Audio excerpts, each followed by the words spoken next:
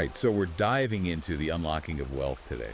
You're looking to achieve financial freedom, and this book seems to offer a roadmap, a way to get there. Yeah, it's really interesting. We'll be pulling out the key insights and actionable strategy, not just the theory, but how to actually put this stuff into practice. Yeah, and not just this book. We've also got some expert opinions to add context and background. Right, exactly. So get ready for some fascinating stories and some practical advice, too. Yeah. So what really struck me as I was going through the material was how this book takes a holistic approach. Yeah. It's not just about stacking cash. Right. It's about building a life of true wealth. Yeah, absolutely. And that includes, it's not just the money. It's your health, your relationships, even how you think. Okay, so it's not your typical get-rich-quick scheme. Oh, definitely not. It's really about the long game. It argues that your health is actually your most valuable asset. It tells this story about this entrepreneur who had it all, money, success, but ended up miserable and bedridden because he totally neglected his health. Yeah. And it's a stark reminder that wealth without well-being is meaningless. You can have all the money in the world, but if you're not healthy, You can't enjoy you it. can't enjoy it. Exactly. That's a good point. You can't enjoy financial freedom if you're not physically and mentally fit. Right.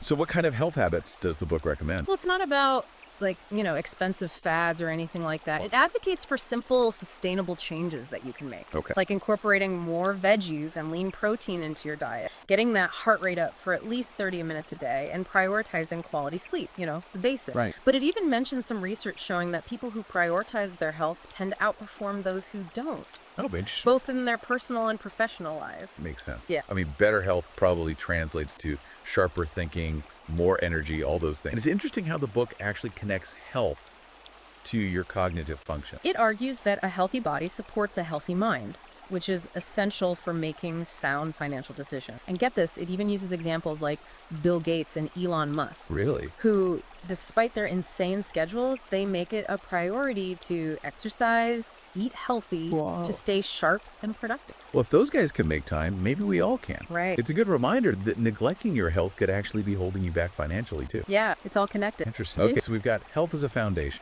Now, the book also dives into the power of knowledge, Yes. arguing it's cornerstone of wealth creation. Yeah.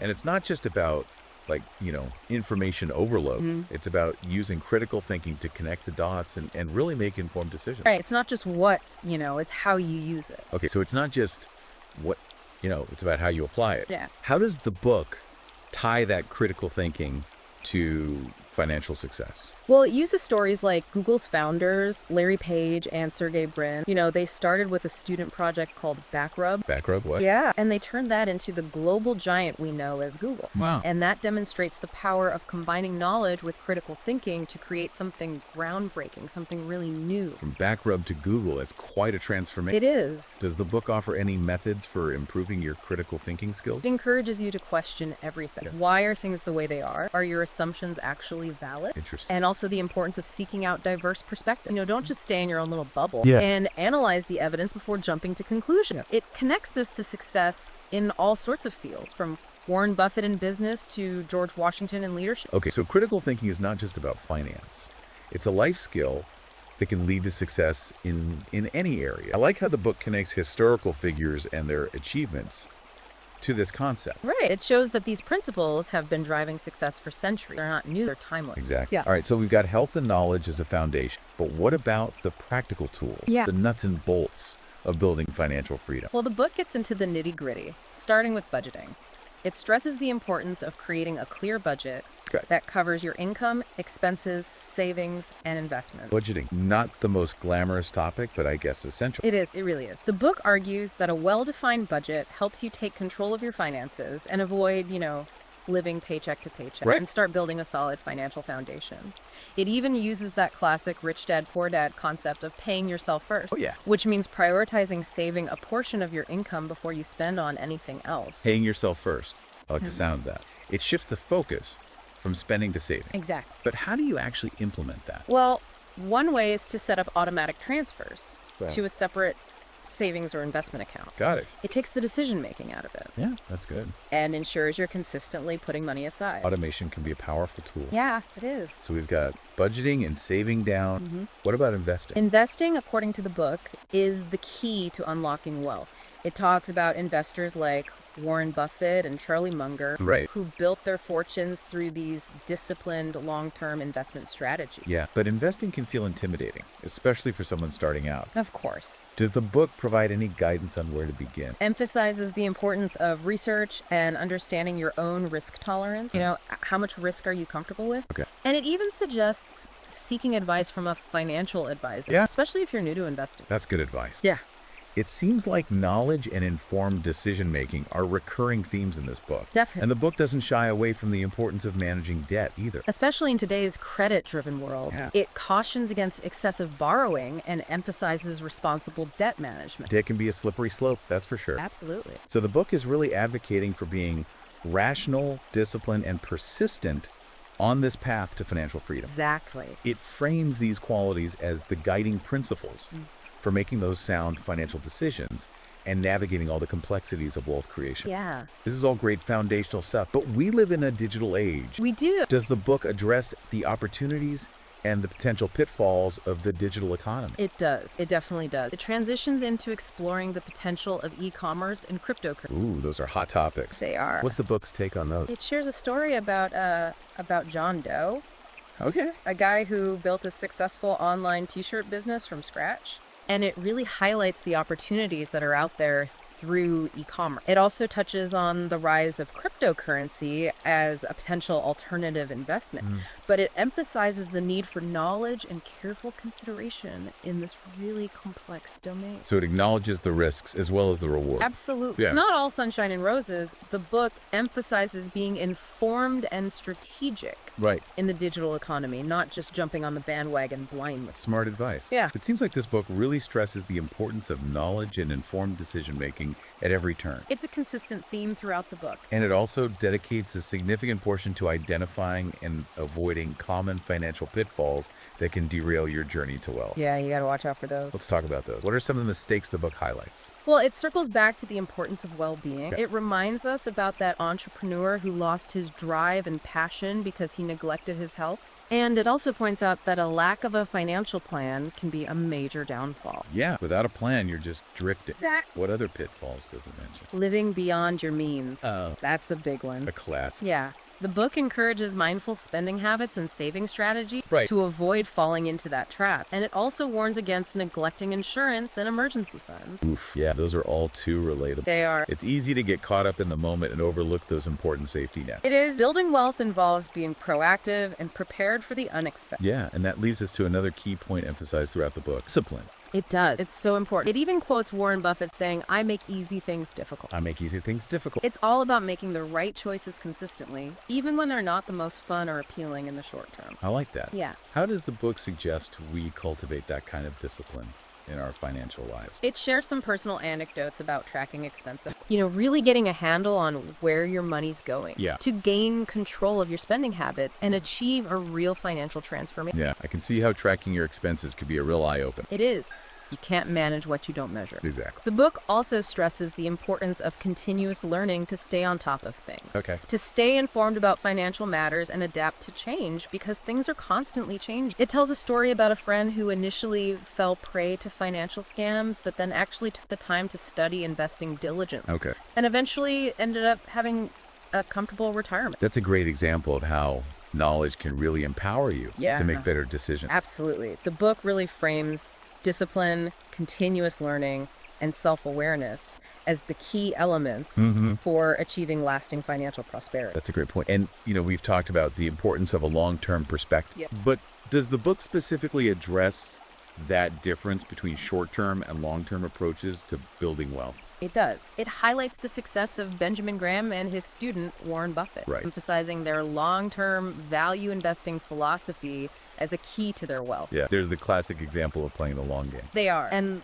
the book contrasts that with some examples where that short-term focus actually leads to problems. Okay. Like what? Well, it mentions the downfall of Shane Smith and Vice Media. Interesting. It attributes their collapse to Smith's focus on lavish spending and short-term gains instead of building a sustainable business. So a short-term mindset can ultimately sabotage your long-term success. Exactly. So the book advocates for patience, a long-term vision, and informed decision-making when it comes to building wealth. It does. Patience is a virtue, especially in finance. Speaking of patience, one concept that often requires a lot of it is compound interest. Yeah. Compound interest. It's powerful stuff. Does the book touch on that? It introduces compound interest as a powerful tool, emphasizing its ability to turn small savings into significant sums over time. Yeah, that's the magic of letting your money work for you over the long haul. It is. The book gives some specific examples too, like this guy named Andrew who accumulated over $1 million Really? by consistently investing just $50 a month starting at age 22. Wow, that's incredible. It shows you don't need to be rich to benefit from compound interest. You don't. The key is consistency, patience, and disciplined investing. That's a compelling argument for starting early Yeah. and letting your money grow over time. Sure. So we've got compound interest as a powerful tool. What about the idea of having multiple streams of income? Ah, yes, that's crucial. The book really emphasizes the importance of building multiple income streams for financial stability. Multiple income stream. That's a popular concept these days. Why does the book advocate for that? It cites research from The Millionaire Next Door, Okay. which found that the average millionaire actually has 7 sources of income. Wow, 7. Yeah, it's not just one job or one business. Makes sense though.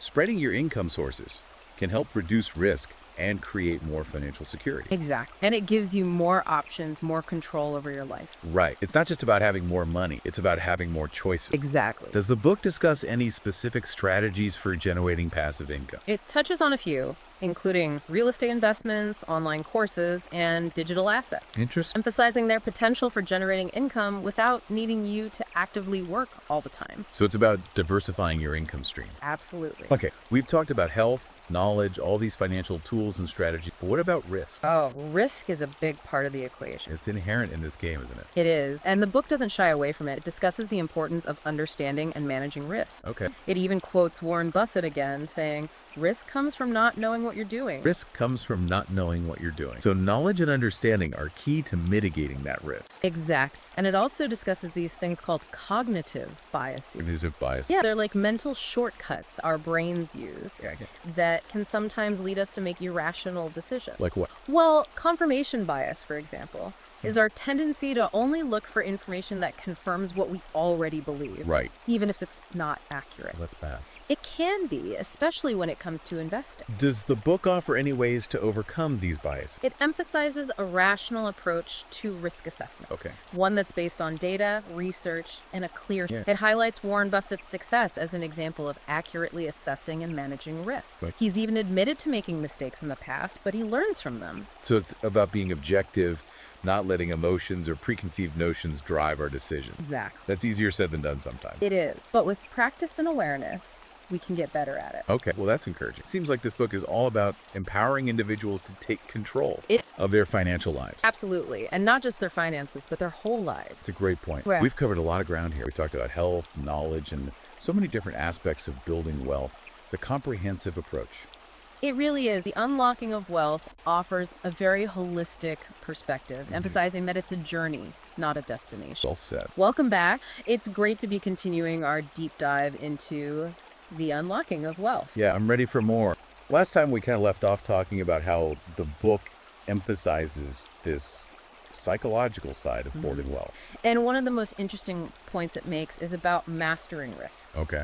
It argues that truly successful wealth builders don't avoid risk altogether. They learn to approach it strategically. That makes sense. I've always heard that, the biggest rewards come with taking risks. Yeah. But how do you know which risks are worth taking? Well, that's the key, isn't it? The book emphasizes taking calculated risks, not just reckless ones. It's about gathering knowledge, doing your research, and carefully planning before jumping into anything. Right. It uses Warren Buffett as an example again, Of course. highlighting how he built his fortune by taking calculated risks in the stock market. So it's not about being fearless, it's about being informed. Exactly. Does the book offer any other examples of successful risk takers? It mentions Jeff Bezos and his willingness to invest in new projects and technologies, even though, some of them didn't pan out. Yeah. It argues that failure is a part of the process. It's about learning from those setbacks and using those lessons to make better decisions. That's a good perspective. Yeah. I've always struggled with the fear of failure. Yeah. It's encouraging to hear that even the most successful people have had their share of setbacks. It's part of the journey. So it's not about avoiding failure altogether. Yeah. It's about developing that resilience to bounce back. Exactly. The book encourages readers to embrace a growth mindset Okay. where challenges are viewed as opportunities for learning rather than reasons to give up. Okay. We've talked about risk. Now let's tackle a topic that I think a lot of people dread, taxes. Taxes. Does the book offer any guidance on navigating that complex world of the tax system? It does. It provides a pretty comprehensive overview of various tax concepts, including income tax, capital gains tax, and even tax deductions. Okay, because taxes can be so confusing. Does the book break it down in a way that's easy to understand? Yeah, it uses clear language and practical examples Okay. to make those concepts more accessible, even if you don't have a background in finance. That's helpful. So what are some of the key takeaways from the book's discussion of taxes? Well, it emphasizes the importance of understanding how taxes can impact your financial, everything from investments to starting a business. Okay. And it also highlights the benefits of tax planning and taking advantage of any available deductions and credit. Right, so it's not just about making money, it's about keeping as much of it as you legally can. Exactly. Does the book offer any specific strategies for tax planning? It mentions utilizing tax-advantaged retirement accounts like 401ks Right. and it explores techniques like tax loss harvesting. Tax loss harvesting. I've heard that term before, but I'm not really sure what it means. Sure.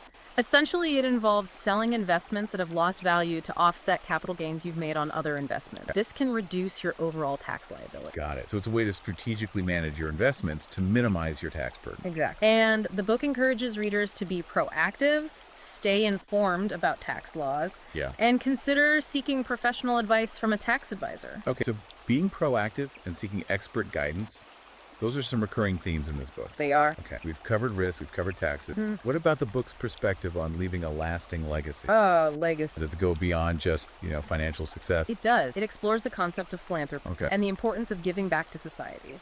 It argues that true wealth is not just about accumulating money, but also about using your resources to make a positive impact. Yeah, wealth can be a tool for positive change. Exactly. And it highlights examples like the Bill and Melinda Gates Foundation, Right. showing how philanthropic efforts can address global challenges and create meaningful change. It's inspiring to see how some of the wealthiest people in the world are using their resources to make a difference. Yeah. Does the book suggest any specific approaches to philanthropy? It encourages readers to identify causes they're passionate about Right. and then explore different ways to contribute, whether it's through financial donations, volunteering their time, Right. or supporting organizations that align with their values. So it's about finding what resonates with you and making a contribution in your own way. Exactly. The book emphasizes that philanthropy is not just about writing a check. It's about being actively involved, engaging with your community, Yeah. and using your resources to create positive change in the areas that matter to you. So it's about aligning your wealth with your values Exactly. and making a difference in the world. Precisely. Okay, we've covered a lot of ground here. We've delved into the book's insights on managing risk, navigating taxes, and embracing philanthropy. It's clear that the unlocking of wealth offers a really holistic perspective on financial success. One that extends beyond just accumulating money. Challenges readers to think about wealth in a broader context, Yeah. considering not just their own financial well-being, but also the impact they want to have on the world. That's a powerful message. Yeah. It's a reminder that true wealth is not just about what you have, but about what you do with it. Exactly. And the book really aims to equip readers with Yeah. the knowledge, the tools, and the inspiration to make informed decisions, cultivate positive habits, and ultimately unlock their full potential. That sounds like a great recipe for success. Yeah. It's clear that the unlocking of wealth is more than just a financial guide. Yeah. It's really a roadmap for living a more fulfilling life. It is. And in the final part of our deep dive, Okay. we'll explore some of the specific strategies and techniques the book offers for achieving that financial freedom and creating a lasting legacy. I'm eager to hear more. I'm sure our listeners too. Until next time, keep learning, keep growing, and keep unlocking your potential. Welcome back to our deep dive into the unlocking of wealth. We've covered a lot of ground already, from health and knowledge to long-term thinking and even philanthropy. Yeah, we've laid a good foundation. Yeah, and in this final part, we're going to get into some specific strategies and techniques that the book suggests for actually achieving that financial freedom we've been talking about. Yeah, the rubber meets the road. Right, Yeah. exactly. So what kind of strategies does it recommend? Well, one of the key ones is building multiple streams of income. It's something we touched on before, but the book really drives home how important this is, Okay. especially in today's economy. Yeah, relying on a single source of income can feel really risky these days. It can. Having multiple streams just seems like a smart way to create more stability Absolutely. and financial security. More options, more security. Exactly.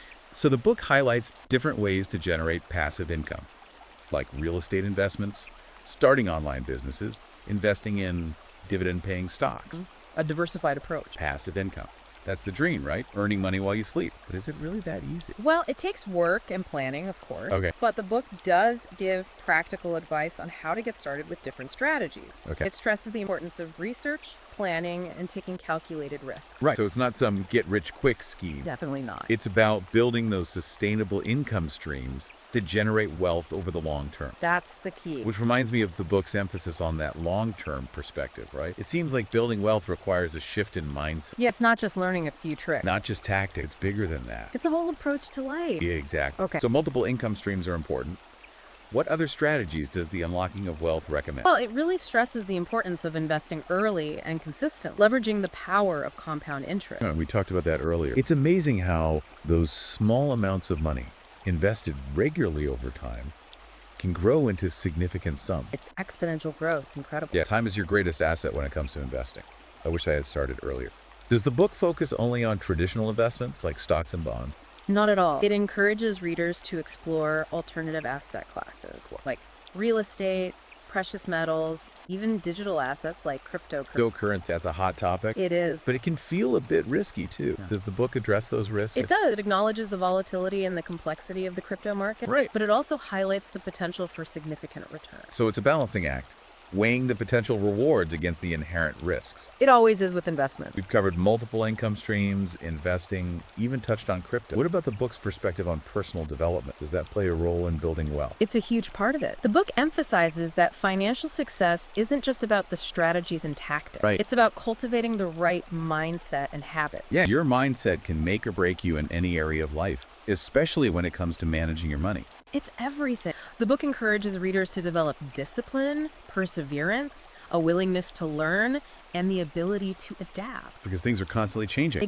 Those are essential qualities for success. In any area, not just finance. Right. It sounds like personal growth is just as important as that financial knowledge. I'd say it's even more important. The book also highlights the importance of your network. Okay. Surrounding yourself with positive influences, seeking out mentors, building a supportive network. Because you're not in this alone, right? You're not. You need people you can rely on, people who inspire you. It sounds like the Unlocking of Wealth takes this really holistic view. It does. Seeing this journey to financial freedom as not just about money, Right. but about personal growth, relationships, Yeah. overall well-being. It's all connected. Well, we've reached the end of our deep dive into the Unlocking of Wealth. It's been a fascinating exploration It has. of the book's key concepts, strategies, and really a philosophy for achieving financial success. A blueprint for a better life. I hope our listeners have found it valuable. Me too. And feel empowered to take control of their financial future. That's the goal. For those who want to explore these ideas in more depth, The Unlocking of Wealth is available on Amazon Kindle and Google Play Books. Check it out. So go out there, embrace the challenge, and start unlocking your own potential. You got this. Until next time, keep learning, keep growing, and keep unlocking your wealth.